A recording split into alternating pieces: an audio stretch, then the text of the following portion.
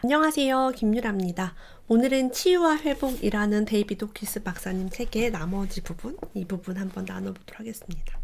스트레스 없이 살고 싶다면, 더 행복하게 살고 싶다면, 에너지 넘치는 삶을 살고 싶다면, 두려워하지 않고 질병이라든가 건강 문제에 대해서 자유롭게, 더 건강하게 사는 방법에 대해서 이 책을 통해서 이야기 나눠보겠습니다. 스트레스 측면에서 봤을 때 우리는 배우자나 아이, 가족 구성원의 죽음, 이혼 같은 경험들이 이 스트레스 정도에서 상위 위치하기 때문에 우리가 직면하는 삶의 모든 경험들 중에 최대의 재앙에 속한다고 합니다. 그래서 죽음과 이혼이 굉장히 큰 재앙이기 때문에 이것 때문에 힘든 게 너무 당연하다라고 받아들일 수 있겠죠. 그럼 이런 것들을 어떻게 하면 우리가 더 편안하게 받아들이고 이거를 또 바닥을 짚고 일어설 수 있는지에 대해서 나눠보겠습니다. 진정한 영적인 작업은요, 책에서 기분 좋게 들리는 구절을 읽거나 멋진 사진을 보는 것이 아니라고 합니다. 위기의 한복판으로 들어가 위기를 똑바로 마주보는 것이래요. 실제 그래서 위기를 많이 경험한 사람들이 평온함을 나중에 갖게 됩니다. 이렇게 피할 수 없는 위기와 직면했을 때 비로소 영적인 작업의 위력이 나타납니다. 이런 직면은 의식의 도약을 요구합니다. 의식이 도약하지 않으면 버텨낼 수가 없기 때문입니다. 위기와 함께하겠다는 자발적인 의지를 갖고 좋아! 라고 말하면 위기는 황금과 같은 귀중한 기회가 되어줍니다. 예를 들면 이런 거죠. 죽기 아니면 까무러치기야. 여기까지 왔어? 밑바닥까지 왔어? 그래서 위기, 위험, 리스크를 감수하며 사는 삶에서 이렇게 많은 것들을 극복할 수 있게 됩니다. 이것이 정말 힘든 게 아니라 황금과 같은 귀중한 기회가 되어준다라고 이야기합니다. 사랑하는 사람의 죽음과 이혼, 결별 이런 거 매우 괴롭습니다. 우리가 예전에 사랑하는 사람과 헤어지기만 해도 너무나 고통스럽잖아요. 그죠? 그 친구든 애인이든 누구든 말이죠. 부상을 겪어내거나 극심한 위기 상황, 경제적 위기, 직장이 사라진다거나 이런 것들도 굉장히 힘듭니다. 하지만 사건의 본질은요, 무엇이든 우리가 이것을 끝까지 겪어내겠다라고 마음을 먹는 거예요. 끝까지 겪어내겠다. 피하지 않겠다라는 겁니다. 이 책을 쓰신 데이비드 호키스 박사님도 이렇게 얘기합니다. 나의 삶에도 비극적인 경험들이 있었다. 미봉책을 쓸 수도 있었지만 나는 거부했다. 그때 이미 이런 경험을 끝까지 겪어내는 것의 가치를 알고 있었기 때문이다. 미봉책은 사실 바닥을 치는 일을 겪어내게 하지 못한다. 대충대충 이렇게 덮어버리면 안 된다는 거예요. 바닥을 치는 것은 완전한 내려놓음을 의미하는 것이다 라고 합니다. 사랑을 했다가 잃어버리는 편이 아이의 사랑을 안 하는 것보다 낫다라고 합니다. 사랑을 했다가 상처받고 사랑했다가 배신당하고 헤어지고 괜찮습니다. 사랑의 경험은 우리 안에 제한적이고 작은 나보다 더욱 위대한 큰 나를 만나게 해주기 때문입니다. 저 불구덩이에 뛰어드는 거 두렵지만 그런 거 막 해볼만 하다는 거죠. 바닥을 쳐야 된다. 그럼 바닥을 치고 있는 분들에게는 용기가 되는 어떤 말이 되지 않을까 싶습니다. 치과에 가는 사람은 통증을 두려워합니다. 자, 통증을 두려워하는 이 두려움을 두려워합니다. 두려움의 본질을 들여다보면 두려움이 끝도 없이 많음을 깨닫게 됩니다. 통증을 두려워해서 두려움을 두려워하는, 두려움이 끝없이 연결되는. 내 두려움의 근원이 바로 나라는 사실을 인지하라 라고 합니다. 기분이 달라지며 무섭게 느껴지던 것도 더 이상 두렵게 다가오지 않는다. 두려워하는 것에 대해서 나는 저게 두려워라고 말했다가도 다른 사람과 함께 있거나 기분이 달라지거나 깔깔 웃으며 즐거운 시간을 보내다 보면 더 이상 두려움이 일지 않는다라고 합니다. 그러므로 두려움의 근원은 바깥 세상에 있는 게 아니다라고 해요. 예를 들면 김유라 TV를 보는 동안 이상하게 두려움이 느껴지지 않는다라는 분이 계십니다. 뉴스를 보면 이상하게 공포스럽고 두려워진다라고 얘기해요. 왜? 거기에서는 두려움을 얘기하고 있기 때문에. 그래서 저는 두려움에 휩싸여 있는 사람에게 영향을 거의 받지도 않지만 두려워하지 않는 사람들과 만나서 긍정적인 이야기 나누고 미래를 설계합니다. 여기 이렇게 나와 있어요. 296페이지에 자신이 선택한 것에는 두려움이 전혀 일어나지 않는다. 일어나도 곧 사라져버린다. 제가 선택한 것을 하다 보니까 두려움이 없더라고요. 나는 내가 선택한 삶을 삽니다. 유튜브도 내가 선택하고 이 책도 내가 읽고 싶으니까 읽어요. 두려움인 게 전혀 없습니다. 설사 잘못되더라도 뭐 상관없어요. 내가 선택했으니까. 언젠가 데이비드 호킨스 박사님은 2주 동안이나 두려움을 안고 돌아다닌 적이 있습니다. 온몸을 타고 오싹한 전율을 느꼈다고 합니다. 일을 보러 다니며 두려움이 그냥 계속 흘러나오도록 했다고 해요. 아, 내가 두렵구나. 온몸에 오싹하구나. 라는 걸 느꼈습니다. 언젠가는 두려움이 바닥날 것임을 알고 있었기 때문이다. 라고 해요. 이렇게 하다 보면 원래의 두려움 저변에 또 다른 원인이 있음을 발견하기도 한다. 바로 죄책감이다라고 얘기합니다. 자, 두려움 안에 죄책감이 있다는 거예요. 자, 예를 들면은 내가 뭔가 잘못했다. 나에게 뭔가 죄가 있다. 나에게 뭔가 잘못된 원인이 있다고 생각을 했을 때 벌을 받거나 비난받거나 그런 뭐 병을 얻거나 하는 결과론적인 게 나온다는 거죠. 그러니까 원인은 죄책감, 결과가 두려움. 이것이 원인이기 때문에, 죄책감이 원인이기 때문에 두려움이란 결과를 낳게 될까봐 미래를 두려워하게 되는 것이죠. 그래서 이런 것들을 뭐 보복을 받을지 모른다는 두려움, 공격을 내가 누구한테 했더니 그 사람이 나한테 복수할 수도 있겠다. 뭐 여러 가지 이런 두려움이 있습니다. 그래서 그 두려움을 극복하는 방법도 이 책에 써 있고, 그 두려움을 우리가 극복하는 방법이 건강해지는 방법이고 병이 오지 않는 방법입니다. 누군가를 비난하는 대신에 이해하려고 노력할 때마다 우리가 쌓아두었던 무의식적인 죄책감이 줄어든다고 해요. 막 누구를 비난하고 저 사람 나쁜 것 같아, 저 사람 이상해 라고 하는 게 아니라 아유 그럴 수도 있어 라고 했을 때 우리 마음의 죄책감이 줄어들어요. 자, 죄책감이 없으면 뭐가 없다고요? 결과라는 두려움이 없다는 거죠. 원인 자체가 내가 없애버리는 거예요. 사실은 원인과 결과도 없지만 우리는 순진무구하고 그렇게 프로그래밍이 되어 있기 때문에 원인이 있기에 결과가 있다라고 계속 연결을 시킵니다. 무의식의 세계에서는 눈에는 눈, 이에는 이라고 얘기합니다. 누군가 확 죽어버리기를 바라면 무의식 속에서는 어떤 일이 일어날까요? 우리의 의식 차원에 알지 못합니다. 저 사람 뭐 어떻게 돼버렸으면 좋겠다라고 얘기를 해요. 자, 우리가 갑자기 생명을 잃을지도 모른다는 무의식이 생깁니다.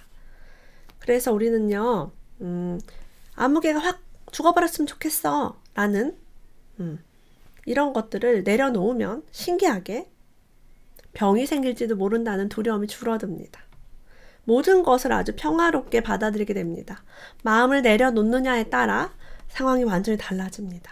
그래서 누군가를 원망하거나 저주하거나 비난하지 않는다면 나에게 아무런 죄가 없습니다. 나 정말 좋은 사람이겠죠. 나는 병에 걸리지 않아도 됩니다. 나는 벌을 받지 않아도 됩니다. 내가 저 사람한테는 얼굴로 나 반가워 이렇게 하는 거 속으로는 썩을 년 이렇게 하고 있다면 내 자신이 되게 부끄럽고 미안하고 그럴 수 있죠. 세상을 경쟁적인 곳으로 바라보는 사람, 네가 이기거나 내가 이기거나 우리 둘 중에 누가 지거나 그런 사람은요, 누군가 자신의 가게 근처에 중고차 매장을 열면 상대가 자신의 가게를 망하게 할 것이라며 분개한대요. 아직 화합의 세계로 나아가지 못해서 근처에 중고차 매장이 많을수록 사람이 도처에서 더 많이 몰려들어 사업이 번창하리라는 것을 모릅니다. 사실은 그 매장도 가보고 내 매장도 와봐서 비교를 해보고 구입할 수 있습니다. 중고차 매장은 그 동네로 가야지라고 얘기하는 핫플레이스가 될 수 있는데 내 옆에 중고차 매장이 많이 생기면 사실은 대박 나는 건데 내 것만 있기를 바랍니다. 그래서 화합은커녕 경쟁만을 생각하기 때문에 극단적이며 사람들에게 적대적입니다. 이렇게 인식하며 스트레스도 많고 실제로 돈도 못 법니다. 자, 우리가 몸에 병이 왔을 때 통증이 옵니다. 머리가 아플 수도 있고요. 배가 아플 수도 있습니다. 통증이 올 때 통증에 대한 저항을 내려놓고 통증이 변화되기를 바라지도 말고 통증과 거리를 두어야만 한다라고 얘기합니다. 감각들이 존재하도록 그냥 내버려 두고 감각들이 존재하든 하지 않든 신경 쓰지 않게 될 때까지 감각을 받아들이는 방식을 변화시켜야 한다. 자, 그런 통증에 대한 그런 감각에 대한 존재에 신경 쓰지 않는다라는 것은 대단한 일이죠. 무관심이 치유에 좋다라고 얘기하고 있습니다. 아, 여기가 아파요, 저희가 아파요. 여러분 주변에 혹시 자꾸 아파요, 아파요, 아파요 하는 사람들 중에 보면은 정말 여기저기 아프다고 하소연하고 막 전화해서 얘기하고 아이고 아프다, 아이고 아프다 해서 막 병원도 엄청 자주 가는데 계속 아파. 네, 그런 걸 많이 볼 겁니다. 그래서 저 같은 경우는 몸이 아플 때마다 뭐 남에게 아파요 아파요 하진 않았고요. 저 혼자 걱정하면서 더 아파지면 어떡하지? 뭐 죽으면 어떡하지? 걱정하면서 검색을 되게 많이 했어요. 그럼 검색하면 다암, 뭐 뇌종양 막 되게 안 좋게 나오더라고요. 그럼 더 우울하고 진짜 내가 죽는 것은 아닌가 잠을 자지 못하고 배가 더 아파요, 여러분. 안 그래도 아픈 배가 더 아픕니다. 그래서 제가 요즘은 이제 검색 잘 안 하고 집중하지 않아. 제가 검색했다가 진짜 그 기운이 하나도 없더라고. 너무 힘들고. 그래서 지금 음악 듣고 책 읽고 잘 자고 이렇게 하고 나니까 더 좋습니다. 여기 나와 있어요. 아름답고 멋진 음악을 듣는 것도 통증을 포함한 여러 가지 고통을 치유하는 방법이다 라고 합니다. 저는 유튜브로 재밌고 웃긴 것도 많이 봅니다. 깔깔깔깔 되게 웃어요. 물론 최근 1년간은 거의 아픈 적이 없기 때문에 통증을 치유하기 위해서 뭐 노력을 한 것은 따로 없습니다. 음악 자체가 두뇌 속에서 엔돌핀의 분비를 돕는다고 해요. 음악의 아름다움이 치유 효과를 불러온다는 것은 히포크라테스 시대부터 익히 알려온 사실입니다. 이 영상 안에서 저의 멘토, 저를 힐링하기 위해 이 땅에 와주신 가수 김동률, 아티스트 김동률에게 감사의 말씀을 전합니다. 정말 저는 김동률 음악을 들었을 때 모든 고통이 치유되고 정말 때론 눈물이 나서 힐링을 하고 저를 정말 많이 성장하게 해준 그런 가사들도 있었어요. 그래서 여러분도 음악을 많이 들으면 건강에 정말 좋을 것입니다. 자, 여기에서요, 다이어트 비법도 나와 있습니다. 우리 건강하면 다이어트도 빼놓을 수가 없죠. 장기적으로 식이요법은 효과가 없다라고 얘기합니다. 보통의 식이요법들이 흔히 죄책감과 자기 비난을 불러오기 때문이다. 별표할게요. 보통의 식이요법들이 죄책감과 자기 비난을 불러옵니다. 지금 이 책에서 계속 똑같은 얘기 반복하고 있어요. 부정적인 에너지장, 두려움, 죄책감, 자기 비난, 수치심, 경멸, 분노 이런 것들이 있으면 이 부정적인 에너지장에서는 건강할 수가 없다는 거예요. 근데 식이요법이 긍정을 불러오는 게 아니라 부정을 불러옵니다. 예를 들면 뭐예요? 라면 먹으면 안 돼. 탄수화물 많이 먹으면 살쪄. 치킨, 피자 먹으면 살찌는데? 그 다음에 뭐 건강에 또 안 좋은 거 뭐 있어요? L글루타민산 나트륨, 우리 말하는 조미료 같은 거, 소르비산 칼륨, 막 뭐 방부제 이런 거 되게 많아요. 그래서 이런 거 먹으면 안 되고 유기농만 먹어야 되고 농약은 안 되고 뭐는 되고 안 되고 되고. 저는 이제 이런 쪽으로 제가 건강이 안 좋다 보니까 굉장히 많이 공부하고 연구하기도 하고 유기농 매장도 많이 이용하고 했습니다. 근데 내 안에 두려움이 너무 많더라고요. 새우깡을 먹는 아이를 보면 심장이 정말 터질 듯이 불안했습니다. 저거 먹으면 안 되는데, 내 새끼 새우깡 먹으면 안 되는데, 저 몸에 안 좋은 거 먹으면 안 되는데, 라면을 먹는 아이를 봤을 때, 라면 먹으면 안 되는데, 그래가지고 이게 더 먹으면 안 돼가 더 먹고 싶게끔 만듭니다. 저는 어렸을 때 엄마가 라면을 못 먹겠습니다. 저의 모든 용돈을 털어서 라면을 먹는데 저의 인생을 투자했고 엄마가 먹으면 안 된다는 라면을 저는 정말 매일 하루도 거의 안 빼고 라면을 몰래 먹었거든요. 제 세뱃돈, 제 용돈, 모든 돈을 다 투자해서 라면을 먹는 데 썼습니다. 자, 그리고는 엄마 몰래 먹었다는 죄책감, 그리고 건강하지 못한 음식을 먹었다는 죄책감 때문에 몸이 계속 아팠고 몸이 아픈 나는 어때요? 당연하죠. 내가 몸이 아픈 게 전혀 이상하지 않았어요. 골골골골거리고 피곤하고 그랬습니다. 날씬한 자기 모습을 상상하래요. 뭘 하려면? 다이어트를 하려면. 식이요법을 하면서 자기 비난과 죄책감을 가지고 오지 말고요. 자, 날씬한 내 모습에 이미지를 불어넣은 다음에 이런 모습이 실제로 물질화되게 이 이미지를 내려놓는 법을 터득할 수 있다고 합니다. 그래서 그런 이야기도 이 안에 자세히 나와 있어요. 날씬한 자기를 상상하면서 이런 자신을 사랑해준다라고 해요. 미래의 자기 모습을 사랑하고 놓아주기만 하래요. 원한다면 미래의 자기 모습 밑에다가 몸무게를 적어놓으래요. 그리고 자신이 보여주고 싶은 모습을 상상하면서 이렇게 말하라고 합니다. 와, 몸이 이렇게 날씬하고 활동적이라니 정말 환상적이야. 이런 몸을 가지니 기분도 좋군. 이런 몸을 가진 내가 정말 사랑스러워 라고. 심상요법 해보라고 합니다. 우리는 정말 행복해지고 싶어서 많은 노력을 합니다. 학위를 얻으며 행복하게 살 거야. 외국어를 배우면 그 아파트로 이사를 하면 그 모피코트를 사면 새 차를 뽑는다면 대학원 학위를 따면 그 혹은 그녀와 관계를 맺는다면 저 사람을 변화시킬 수 있다면 우리 고모가 술을 끊는다면 우리 회사가 적자에서 흑자로 돌아선다면 나는 행복할 거야 라고 합니다. 그래서 행복의 원천을 외부에 찾는다면 우리는 우울과 불안, 두려움에 시달립니다. 왜냐하면 우리 외부는요 내가 통제할 수 없기 때문에. 그래서 이게 어떻게 될지 모르면 불안한 거죠. 자, 이것을 상실하게 되면, 이걸 내가 놓치게 되면, 집을 사야 되는데 못 사게 되면, 새 차를 사야 되는데 못 사게 되면, 외국어를 배워야 되는데 못 배우게 된다면, 그러면 우리는 상실을 했을 때 큰 영향을 받습니다. 행복의 원천이 자신임을 인정해야만 세상에서 벌어지는 일들을 넘어선 독자적인 경험자가 자신임을 인정해야만 우울한 사건들의 영향을 받지 않습니다. 세상에는 우울한 사건도 많이 일어나고 좋은 일도 많이 일어납니다. 너무 외부 영향을 많이 받으면 우울한 일이 마치 내일인 것처럼 불쌍한 사람이 내일 같고 불안한 일들이 내일 같게 느껴집니다. 나의 행복은 외부의 어떤 것도 좌우되지 않는다. 나의 행복은 외부의 어떤 것도 좌우되지 않는다. 나는 나다. 나는 나로서 잘 살고 있다. 라고 볼 수 있겠죠. 어떤 아이는요. 귀신이 두려웠다고 합니다.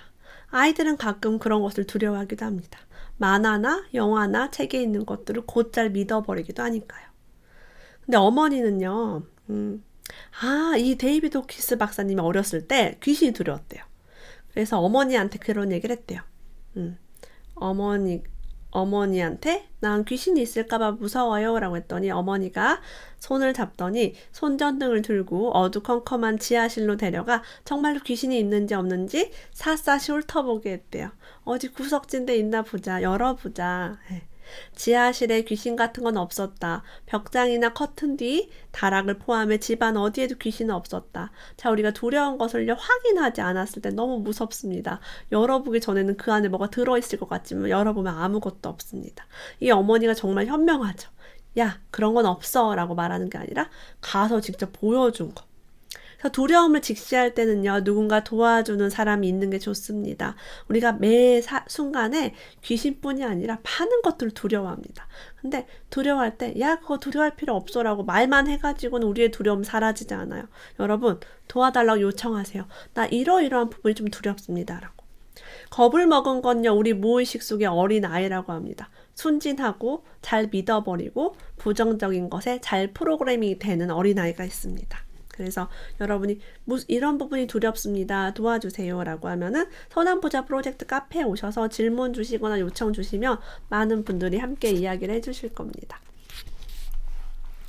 자, 아까 의식지도 데이비드 호키스 박사님이 의식혁명에서 밝힌 의식지도가 있습니다. 그 지도에서 200 미만의 단계로 내려가면 언제나 그 대가로 세계 속에서 자신의 힘을 상실합니다. 에너지 있게 사느냐 에너지가 없게 사느냐는 200 이하냐 200 이상이냐의 구분이 됩니다.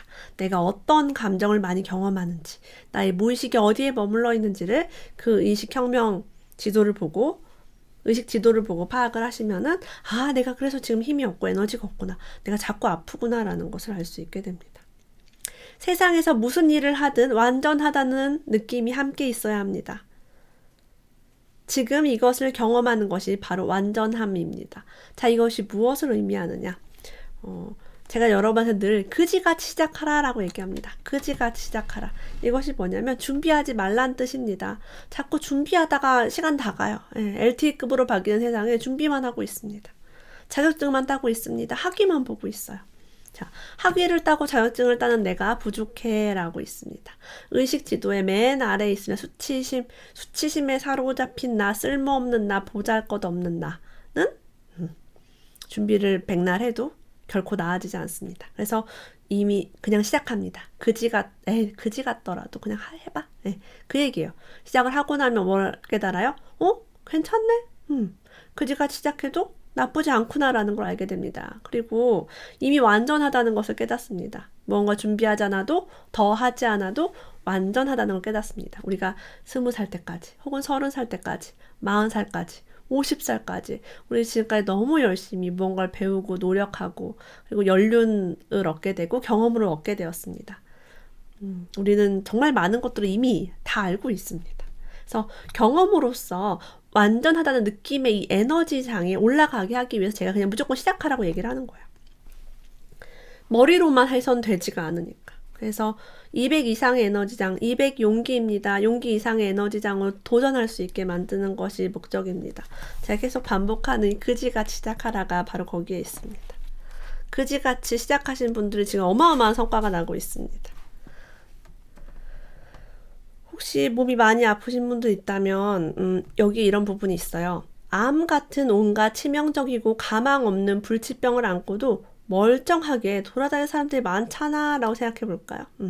암에 걸리면 죽을 거야 라는 사람과 암에 걸려도 불치병 있어도 잘 살 수 있어 라고 생각하는 것과는 완전 에너지가 다릅니다. 두려워하지 않는 거죠. 걸리면 어때? 그냥 살아보지 뭐 이런 거예요.